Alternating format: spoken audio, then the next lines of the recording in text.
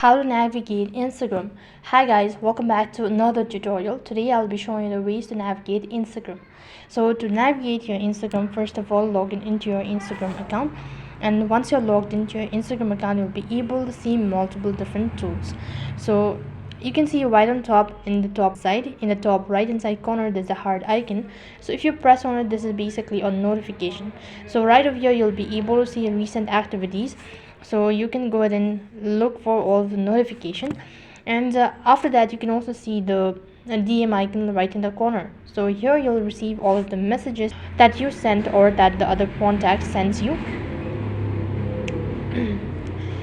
And right at the bottom as well you can see multiple tools. So if you tap the plus icon, you can go ahead and select either of the photos and videos that you wish to add it as an Instagram post, and you can also use the search bar tool in order to look for the contact or the users. And similarly, if you go to the profile icon from the left hand side corner, you'll be able to see your profile icon. So you can just simply tap the back button from the bottom. That really depends on the phone. In my case, all I have to do is just swipe towards the left hand side and I'm just gonna head over.